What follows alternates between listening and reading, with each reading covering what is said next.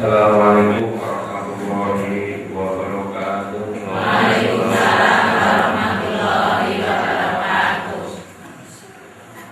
Menjauh ibu bapak para hadirin hadirat, menoreh surat jatuh sumatan. Sebelumnya nyuwun pamit nasib mawon berapa. Mudah-mudahan yang ikut Maulid Nabi pada malam hari ini mendapatkan syafaat Rasulullah di yaumil qiyamah. Allahumma amin. Alhamdulillah rabbil alamin. Wa bihi nasta'inu ala umuri dunya waddin. Wassalatu wassalamu ala asyrafil anbiya'i wal mursalin sayyidina wa maulana Muhammadin wa ala alihi wa sahbihi ajma'in. Qala fa innal asdaqal qawli kitabullah wa khairul huda huda Muhammadin sallallahu alaihi wasallam wa syarrul umuri muhdatsatuha wa kullu muhdatsatin bid'ah wa kullu bid'atin dhalalah wa kullu dhalalatin finnar wal iyadu billah. Amma ba'da, hadratul muhtaramin, para kiai, para alim ulama, wabil khusus para imam masjid mushola di desa Karangbawang, Kecamatan Aji Barang yang saya hormati, Bapak Sakdun atau Sangidin? Sangidin. Emutan kau itu anggundan al-jannatu wa na'imuha Sakdun liman yusolli wa yusalli wa yubarik alaihi. Para hadirin hadirat ingkang kami muliakan, sehingga alhamdulillah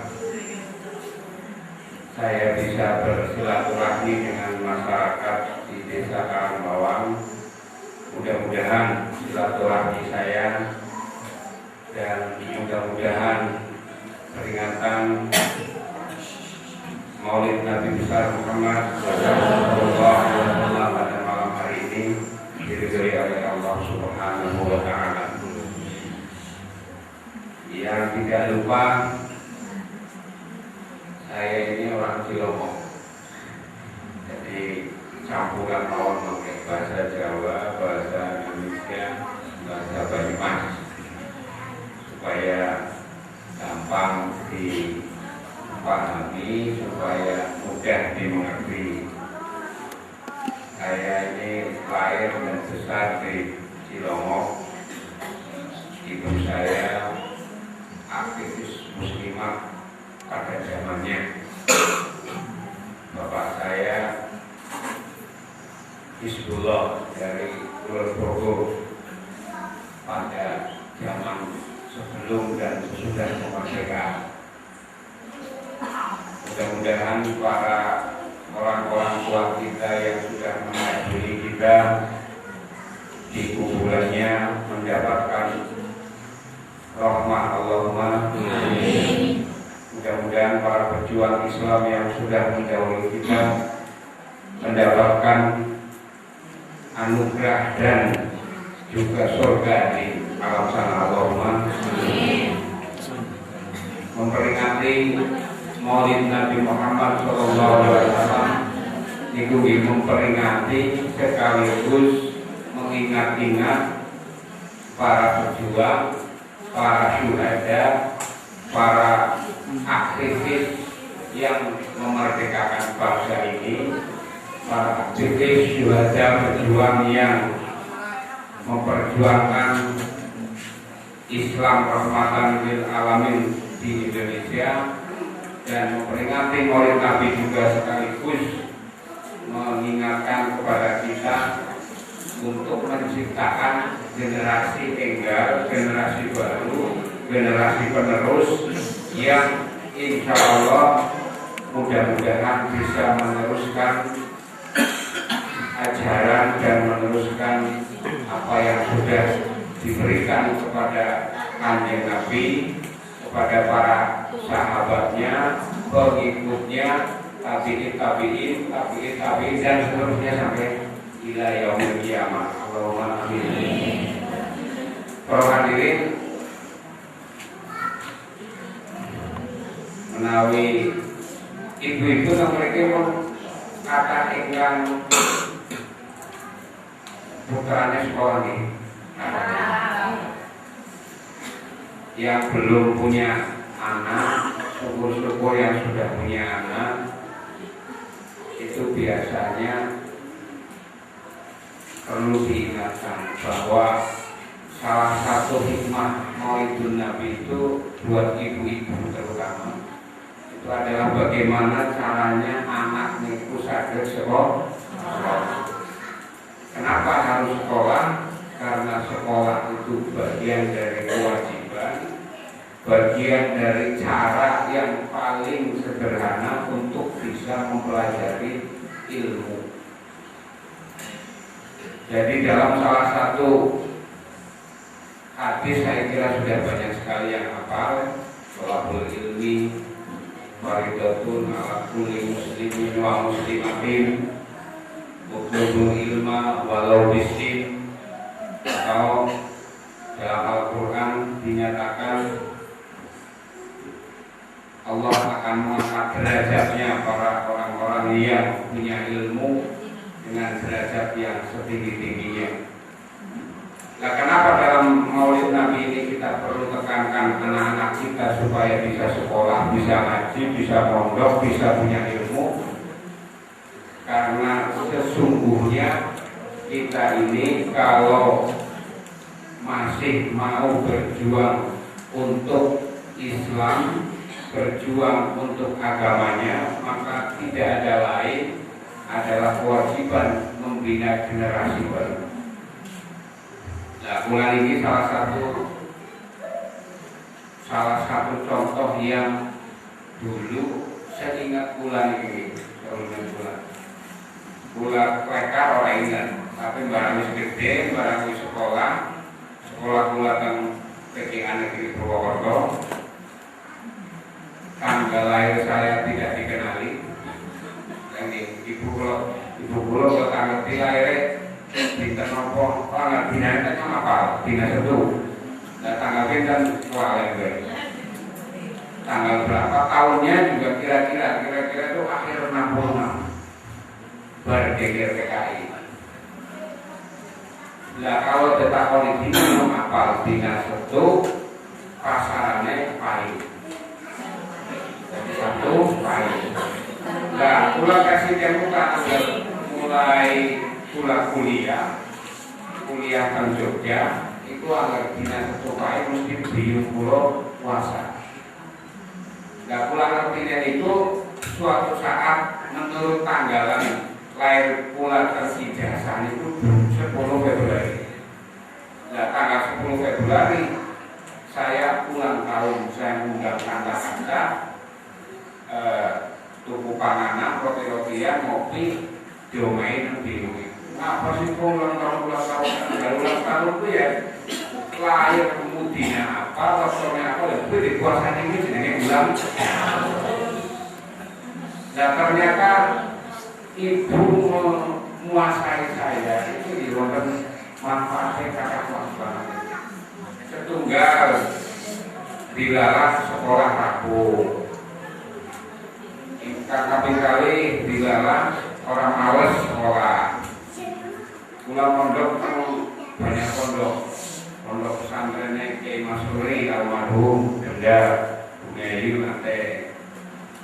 Daerah Keliwat kan gini Mbak Maimun juga akan luar nanti.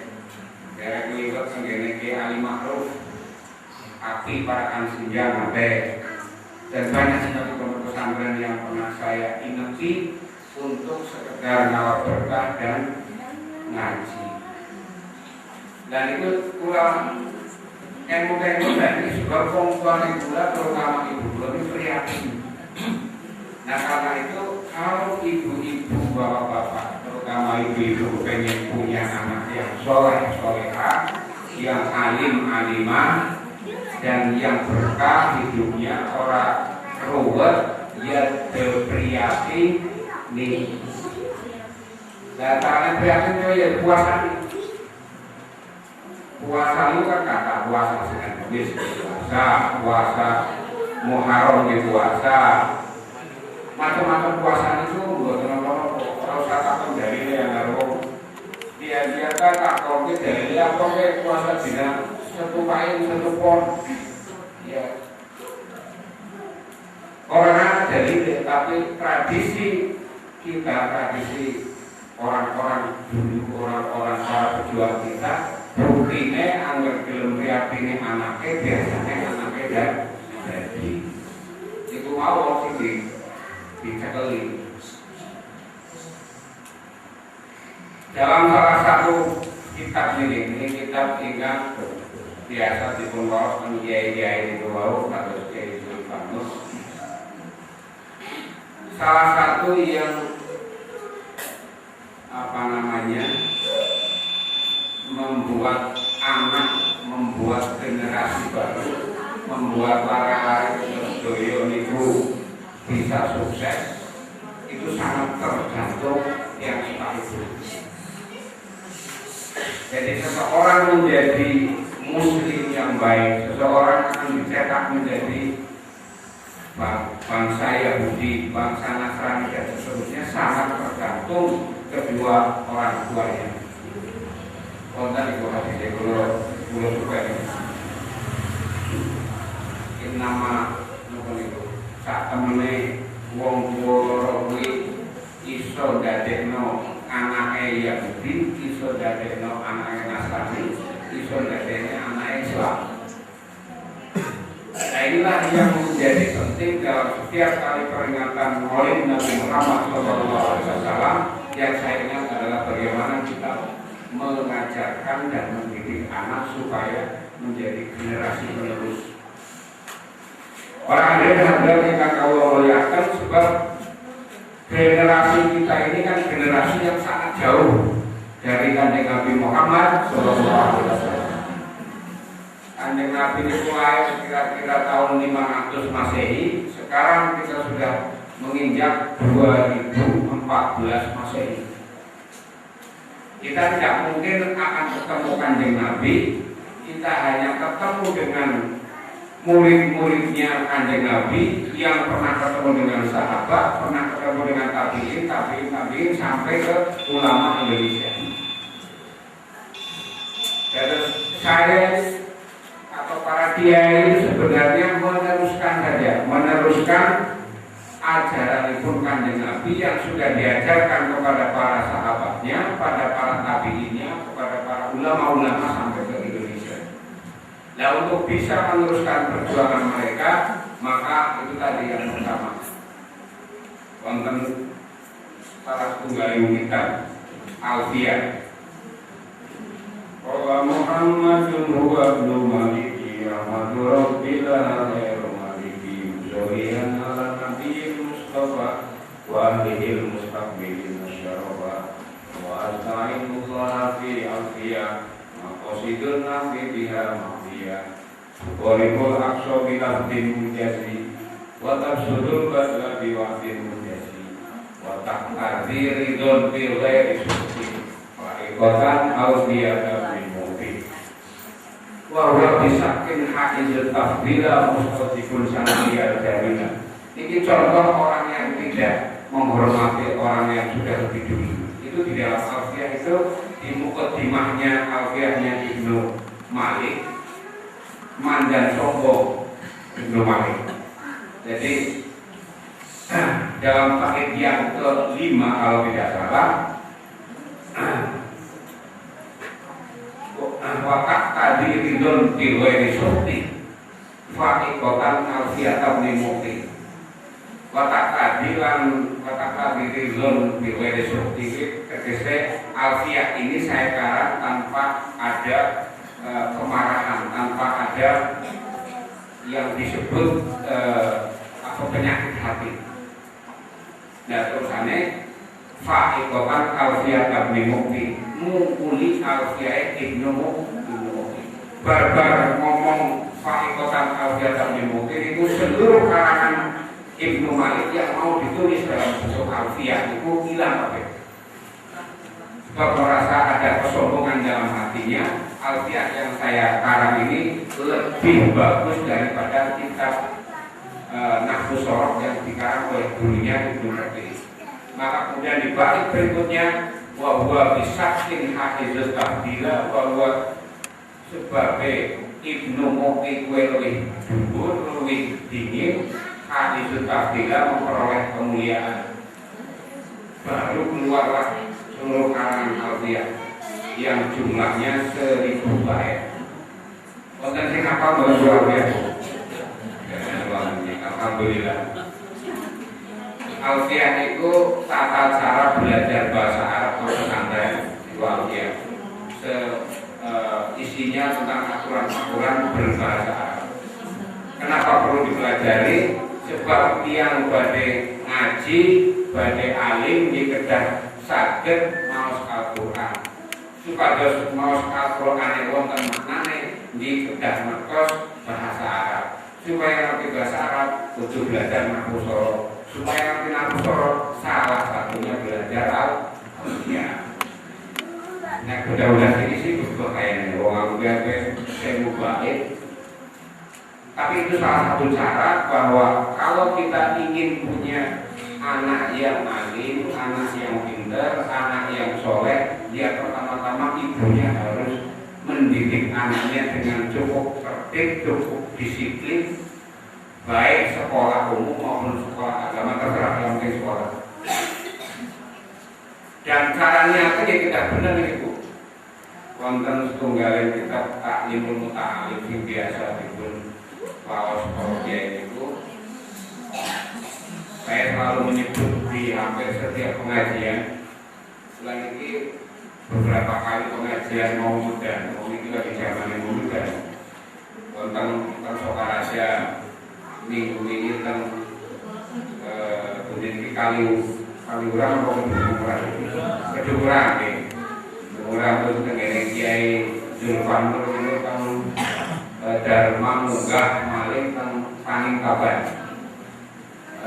Beberapa waktu lalu saya di Sidayu dan di Kecamatan Bingamu dalam rangka Maulid Nabi. Kurang lebih yang paling penting saya sampaikan adalah bagaimana cara mendidik anak.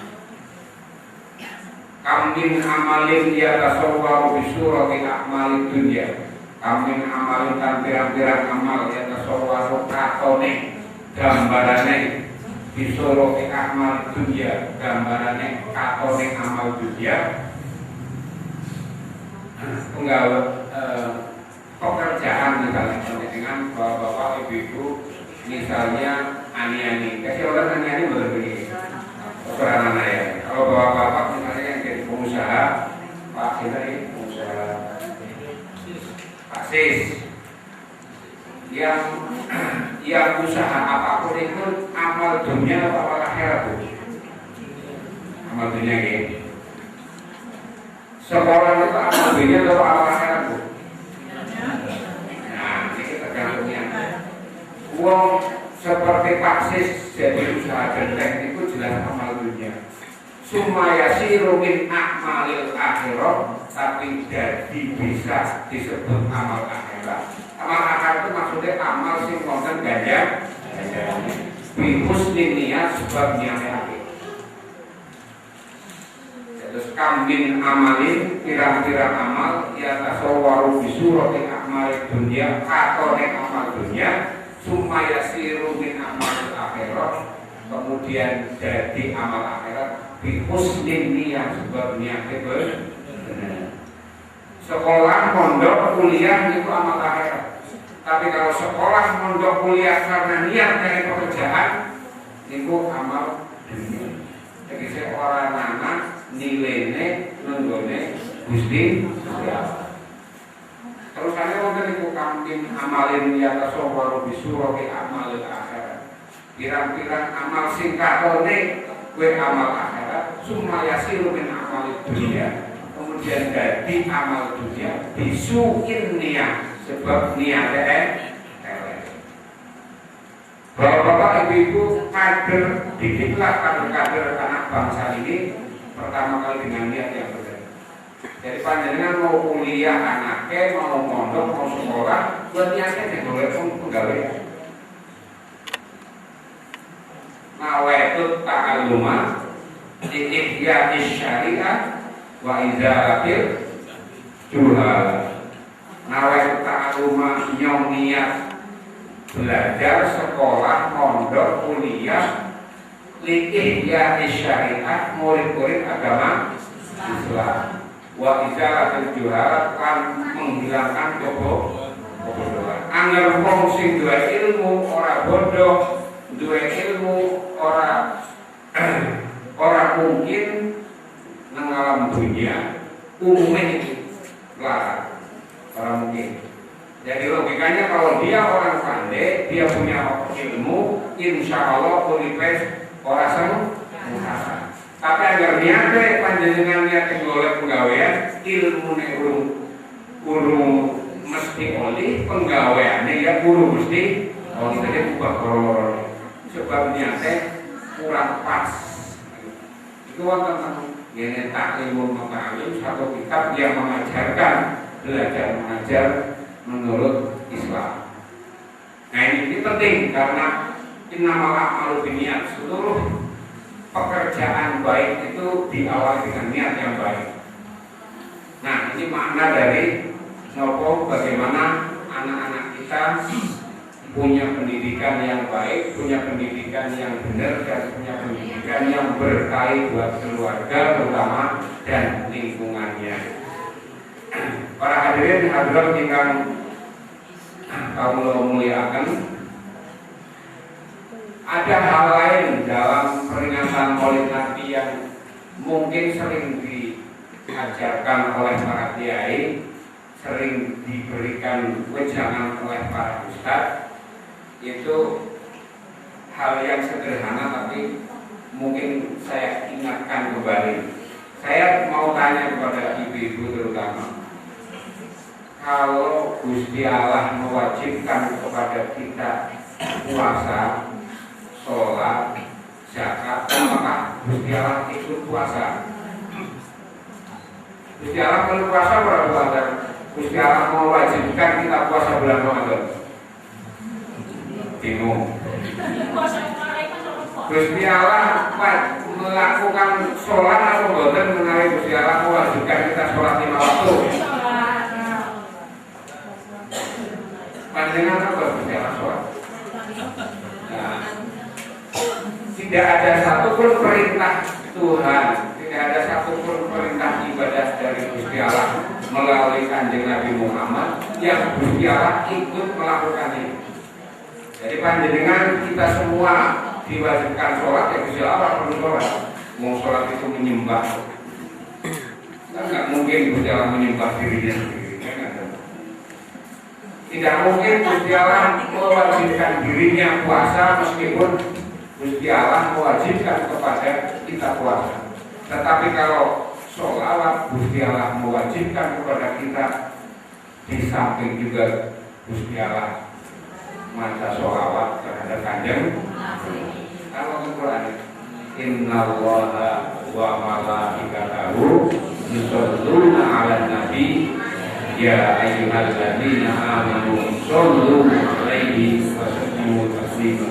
Allahumma shalli 'ala sayyidina Muhammad.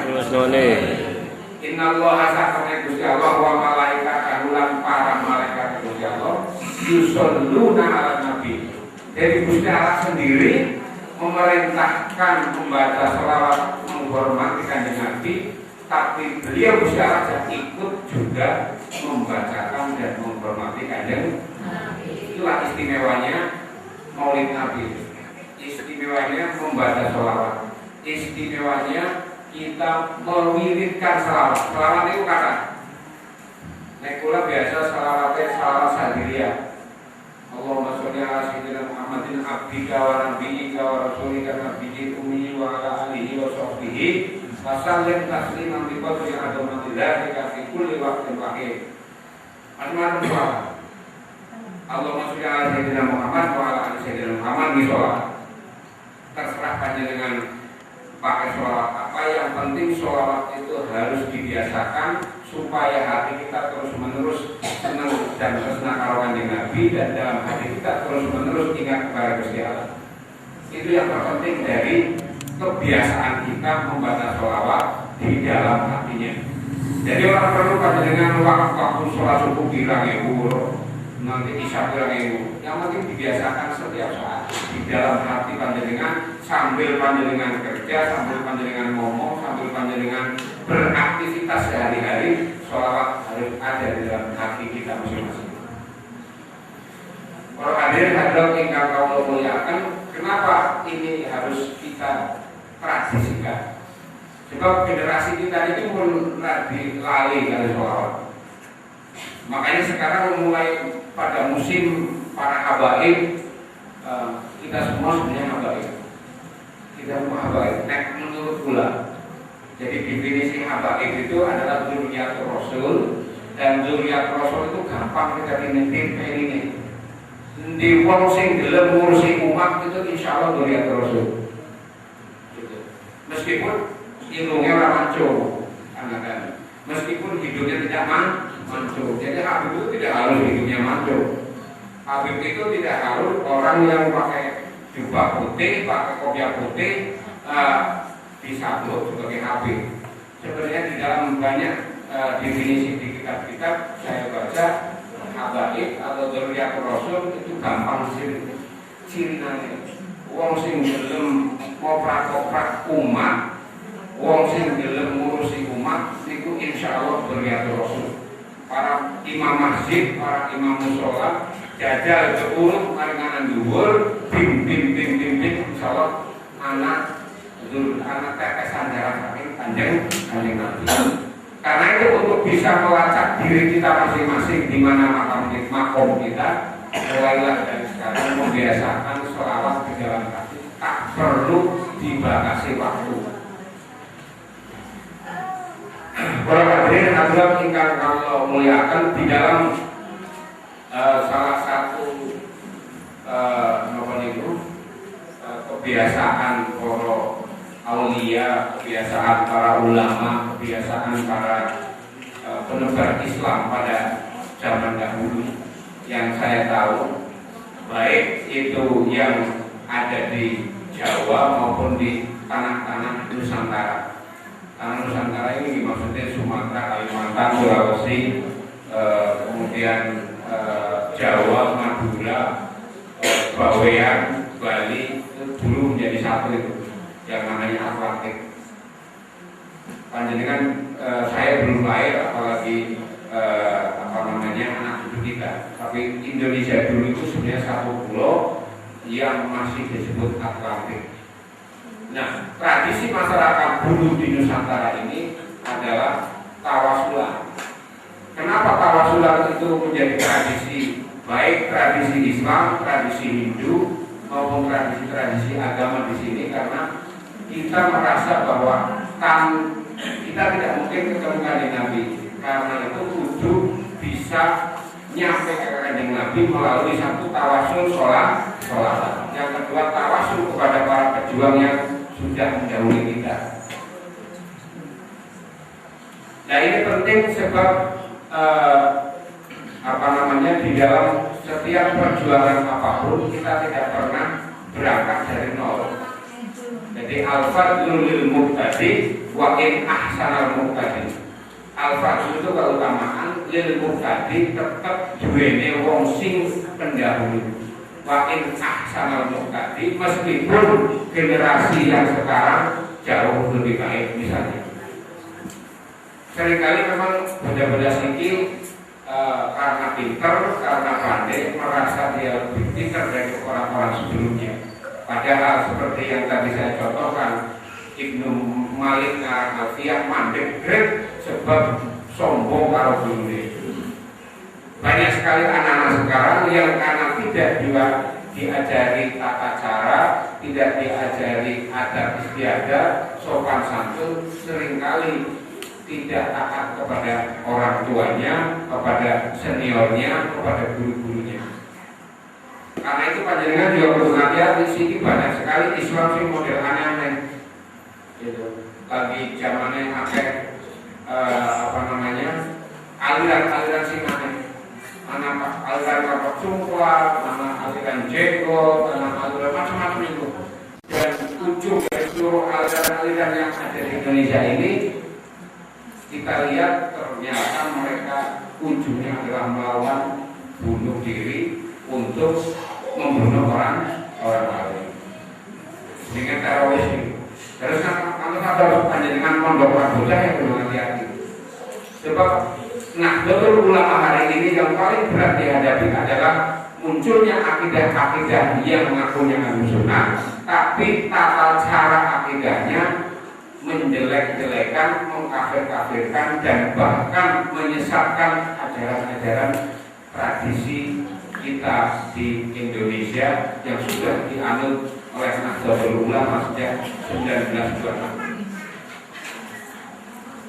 Para hadirin hadirat yang Allah muliakan, memang dengan munculnya era kebebasan pasca 99, era reformasi dari orang-orang sekarang, itu memang banyak sekali model-model Islam yang aneh-aneh. Aneh-aneh itu maksudnya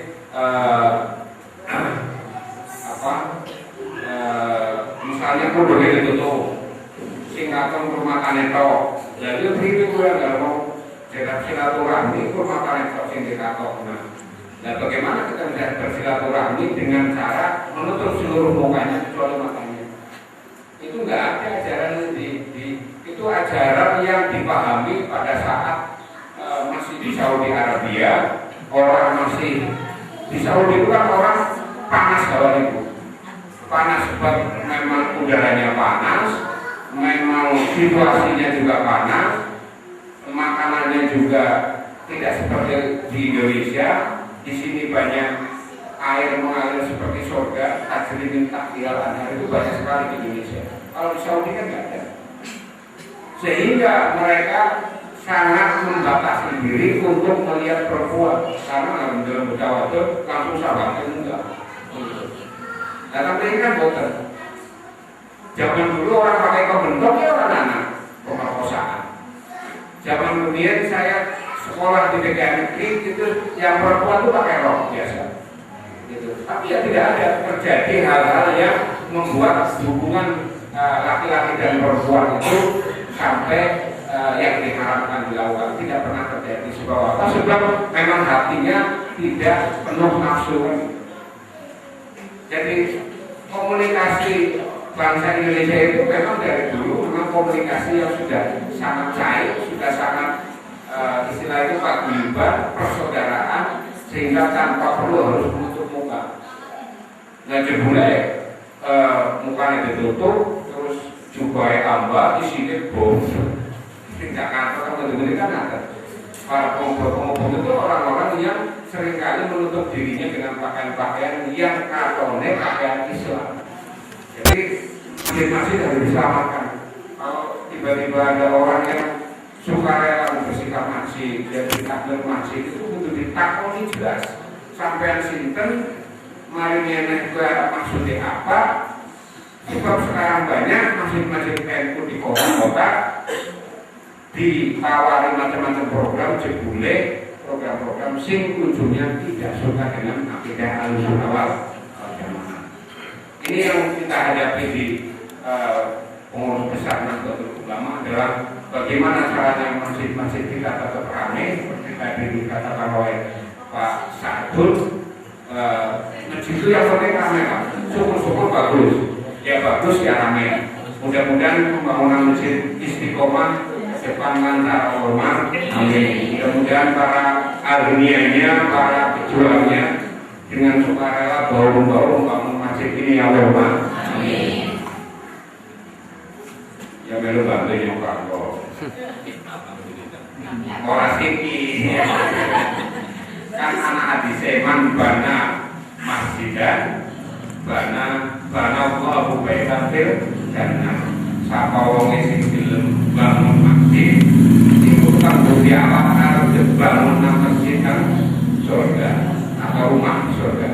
Man bana masjidan bana Allahu baitan fil jannah. Sapa wong sing gelem bangun masjid nang dunia, Gusti Allah memastikan akan membuat rumahnya di surga. Surga itu sudah alhamdulillah ketika rumah nang Gusti Allah. Karena itu sambil selingan insya Allah pakai panjenengan pakai air. Kalau niatnya mau masjid untuk takmirul masjid, makmuran masjid, insya Allah diberkahi dan cepat selesai Allahumma. Nah ini bagian yang terakhir. Bagian terakhir sudah 10 seperempat. Wonten ing salah setunggaling burdah kalau tak baca kan amsarullahu man awaqaraqoni wa buku yang dari dulu ada di alamin wa habibul ladzi turja syafa'atuhu likulli amrin minal afarimu kabibi an-nafsu katifni intuh bilu syafa'atuhu Ubir roda'ati wa intaftim huyan fatimi wal habibul ladzi turja syafa'atuhu likulli amrin minal afarimu kabibi wala tarum bil ma'asi kasra syahwatiha inna ta'ama yuqawi syahwatan naimi wal habibul ladzi turja syafa'atuhu likulli amrin minal afarimu kabibi wala tarum bil ma'asi kasra syahwatiha. Jangan berharap wala tarum aja ngarep bil ma'asi lawan penggawean maksiat kasro syahwatiya bisa memecahkan syahwatnya kita semua. Inna to'amasa temene panganan yukowi menguatkan syahwatan ini syahwat kehewanan. Nah ini salah satu ajaran di dalam Buddha. Kalau kita ingin mendidik anak-anak supaya jadi soleh-solehah, alim-alimah, ajak pakaian mangan. Sebab kita to'amah yukowi syahwatan ini. Makanan itu hampir semua jenis makanan pasti menguatkan syahwat kehewanan. Dan mulai biasanya anak-anak yang kita sekolahkan juga supaya yakin akeh buah puasa, akeh biar ini, akeh dikire dan sebagainya. Sebab memang Buddha ini dan berjanji memang memberikan ajaran yang sangat luar biasa untuk kita tresna karo Kanjeng Nabi, tapi dalam bentuk bait-bait yang kalau kita terjemahkan luar biasa.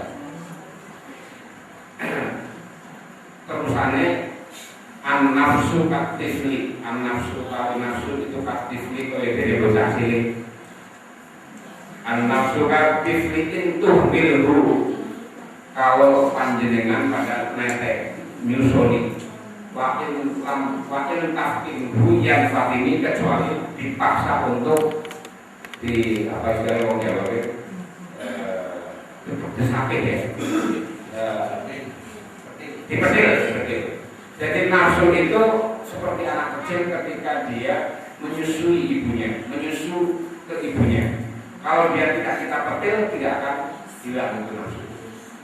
Karena itu anak-anak kecil itu memang harus kita paksa untuk tertib, untuk mau, untuk punya keinginan cita-cita yang tinggi untuk dirinya menjadi seorang yang pintar, dirinya menjadi seorang yang alim, dirinya menjadi seorang yang soleh.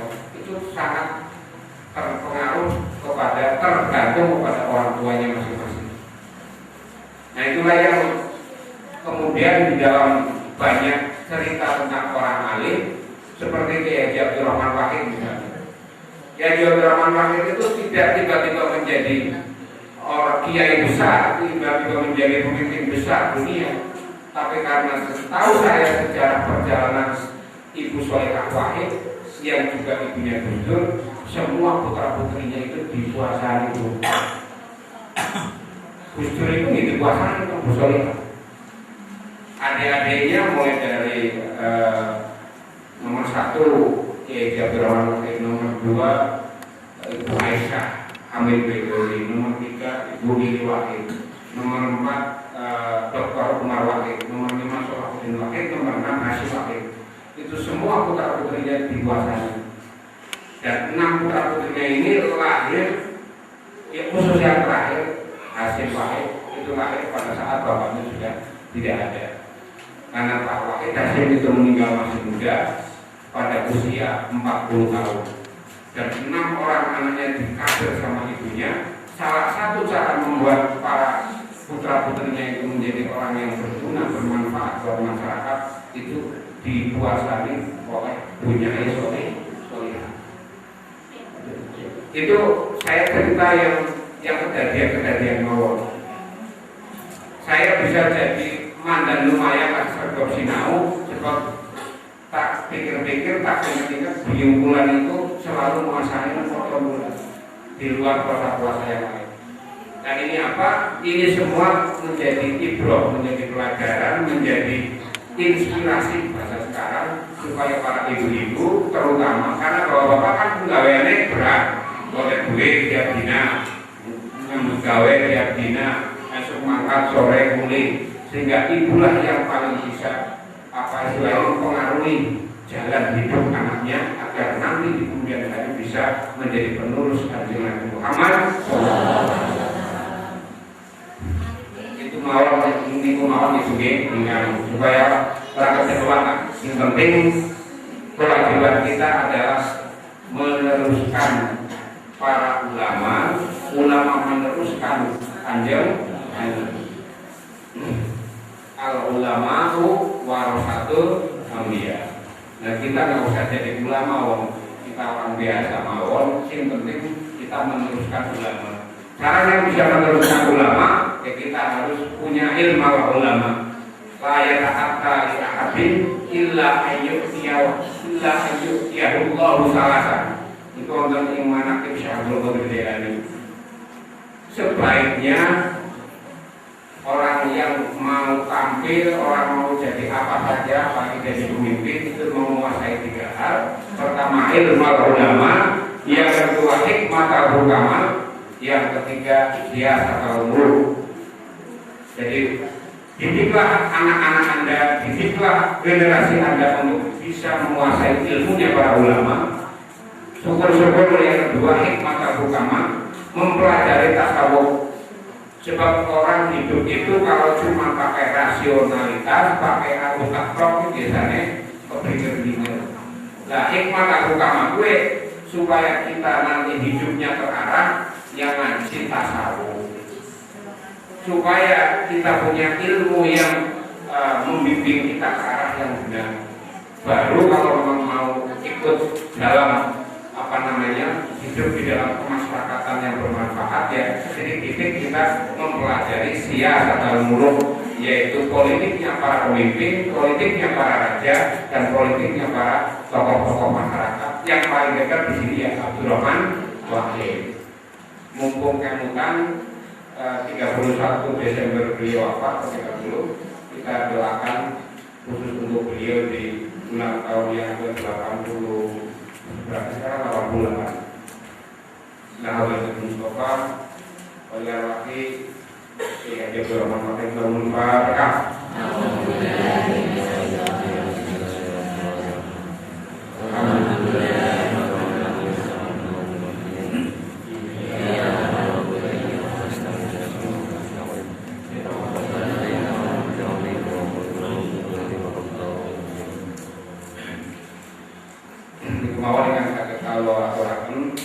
Sebelum saya tutup, ini kebiasaan wong NU ini. Panjenengan karena kiai pada pidato terakhir pasti wallahul muwaffiq ila aqwamit thoriq. Kan? Nah, niku sing aran niku Kiai Abdul Hamid Semarang Ulun, Kendal. Itu diciptakan pada tahun 84 ini tertarik Gus Dur ini. Pada tahun 84 Kiai Jogjakarta Wakil jadi ketua PBNU pertama di situ Bondo. Kemudian datanglah Pak Yai Abdul Hamid. Terus saya pengen mengganti identitas akhir salamnya orang itu. Kalau dulu itu billahi taufiq wal hidayah atau billahi taufiq wal hidayah. Nah, kenapa diganti Pak Yai? Ya karena billahi taufiq wal hidayah wis dikira nang pejabat, wis dikira nang apa bae ya. Dikira nang umum lah. Nah, ini supaya identitas NU-ne lebih meningkat, identitas NU lebih jelas. Kita ganti terus yang agak susah. Apa itu? Yaitu walaupun muafik tidak komentar. Dan kok naruh pada niru kabeh nanti mana Gus? Tapi sebelum diganti beliau sudah almarhum. Jadi walaupun muafik mudah-mudahan Allah menunjukkan jalan ila komentar pada jalan yang benar. Jadi yang ada niru tapi salah. Walaupun muafik ila aqwamit thoriq, jadi Gusti Allah ketemu karo wong jalanan. Nah ini agak salah, nirokna keliru mana itu? Wallahul muwaffiq ila aqwamit thoriq. Nah itu keliru itu. Itu artinya Gusti Allah ketemu karo wong jalanan. Padahal maksudnya wallahul muwaffiq ila aqwamit thoriq itu mudah-mudahan Gusti Allah mempertemukan kepada kita jalan yang lurus. Mohon maaf kalau ada yang kurang dan mohon maaf kalau bahasanya enggak begitu pas untuk masyarakat desa Karambawang karena lebih banyak hidup di Jakarta, bahasa Jawa ini mana Donald Kadel di Ngapura nggih. Akhirnya wassalamualaikum warahmatullahi wabarakatuh.